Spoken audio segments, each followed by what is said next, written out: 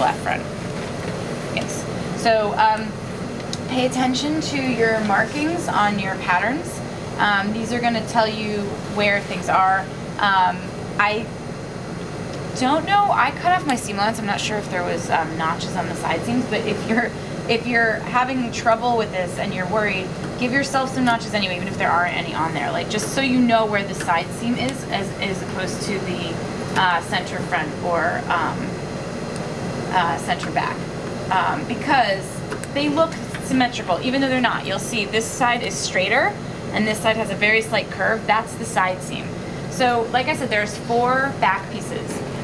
Where this starts to get really confusing is with the interfacing. If you can't make this happen exactly, then don't worry too much about it. And you can see it more. I actually did mess up one of my pieces on this, I think. So basically what you're going to want to do is make a circle, but we're going to leave this center front open because that's where the opening is. But we have to connect the backs with the fronts, and we have to make sure we do it right, because otherwise, as you can see, this left front waistband is longer than the right front. And if we do this wrong, you're going to end up with one side wrong, right? And the extension, this longer part right here, is going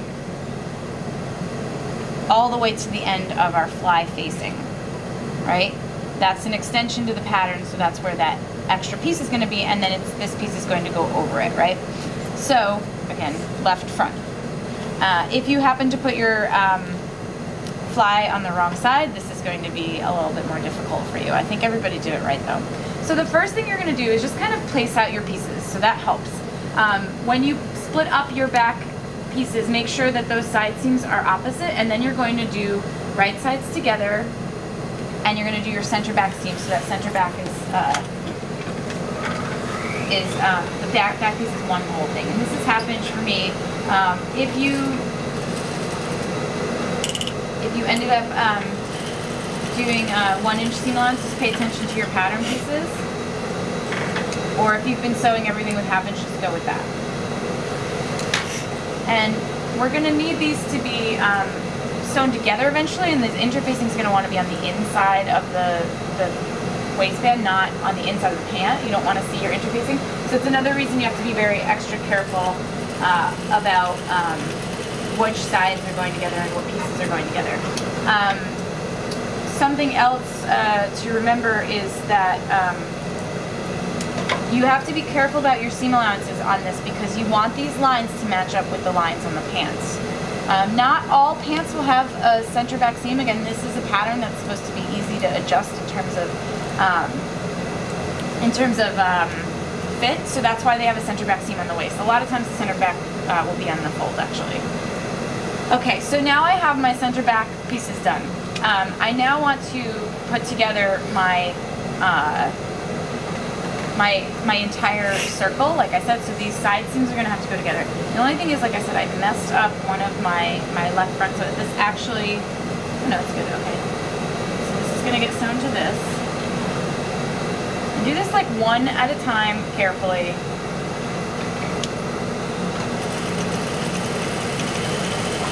Think about each piece, think about what you're doing, try and keep track of which pattern pieces are which so you don't get confused.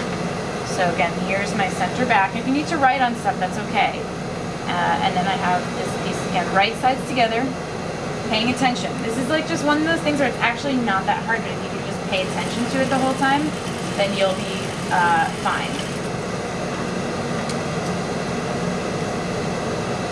Okay, so now I have my 2 pieces. I tell you, this is terrible.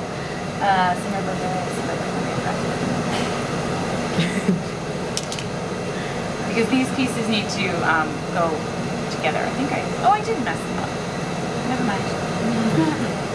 Okay, so just keep track of, again, like which sides are front to back.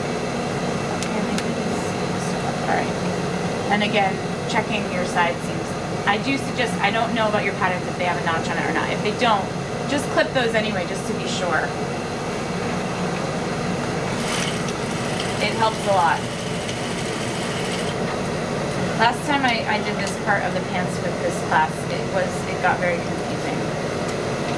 And I'm hoping that I'm a little bit more clear today.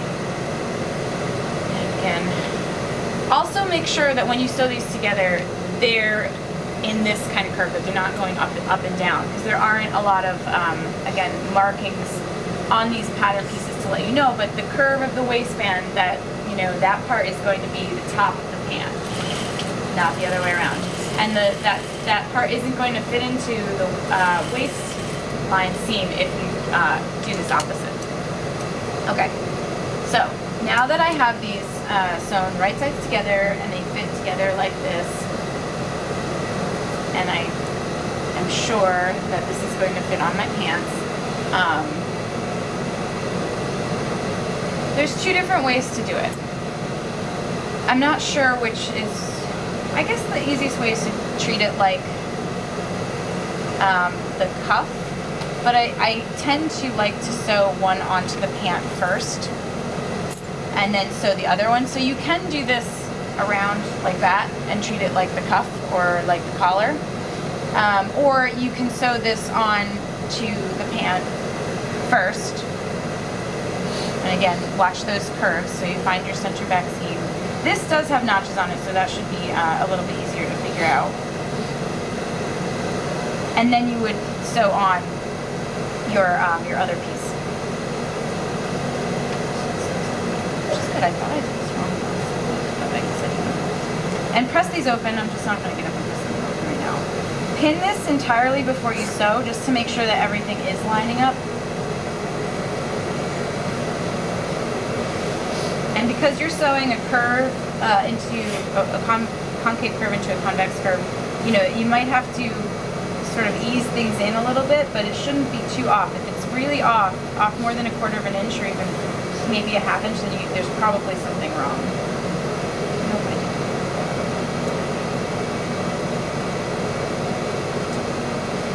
Don't worry as much. I tried, when I was cutting, interfacing this, I tried to make sure that I did the outside not as the interface one, because I was using black interfacing so you could see it.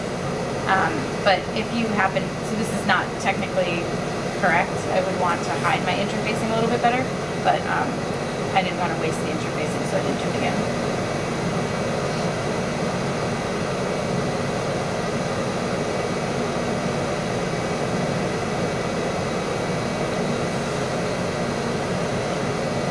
So when it comes to doing cuffs and stuff too, you may sometimes see it applied this way rather than how we did the cuff, and you're welcome to do it. But what happens is this front can end up being, if you don't sew it first, you don't have to fit it in as exactly. You can react to where it ends, so it's a little bit easier in terms of making sure everything fits exactly.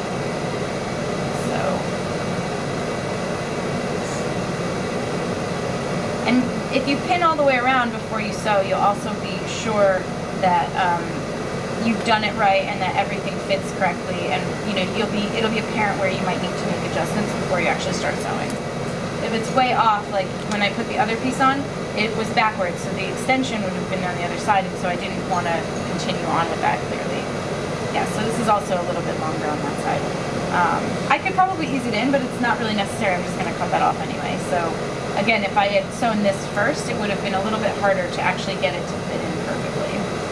So now I'm going to sew this on, and it doesn't really matter which side you sew on.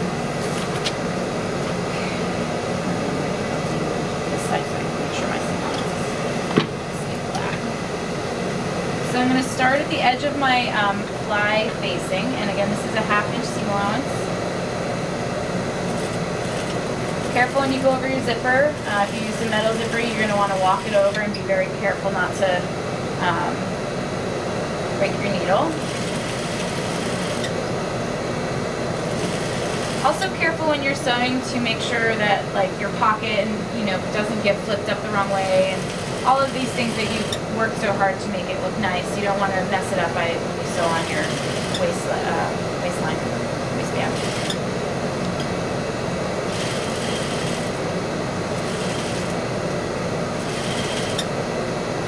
Keep those raw edges nice and even.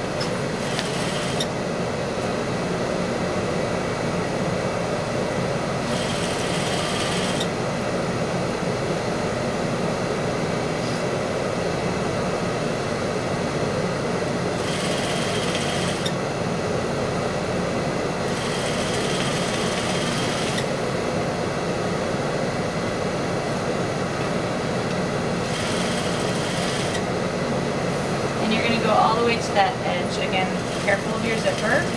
And don't cut that zipper still. Not until the very last minute when you're ready, because otherwise you'll accidentally zip it up and forget about it, and then it'll be ruined. You have to do it all over again. So we're going to press our seam allowance up towards this piece that we just sewed on. And then what we're going to do is we're going to sew on our other waistband piece, right sides together.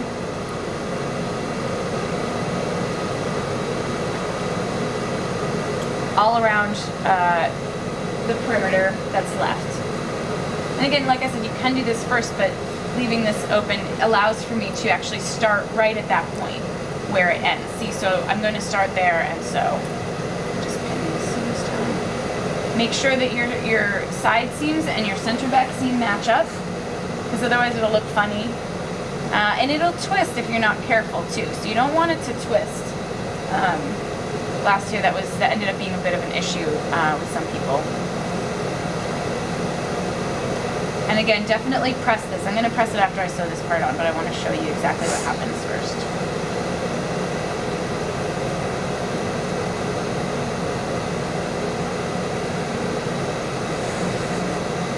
And these pieces should match up because they're the same pattern piece, right? So I'm going to start here. And I'm going to leave the one side, the outside pinned down, or flat down, and I'm going to start, and I'm going to allow the other piece to fold up, and I'm going to start right at the edge of that fly facing, so that the seam is going to continue on, and just make sure that you go straight from that point up towards the corner. You can do your corner technique where you go down to one, do one diagonal stitch, with a wide half-inch today. I don't know what's going on, but tending towards hefty half-inch.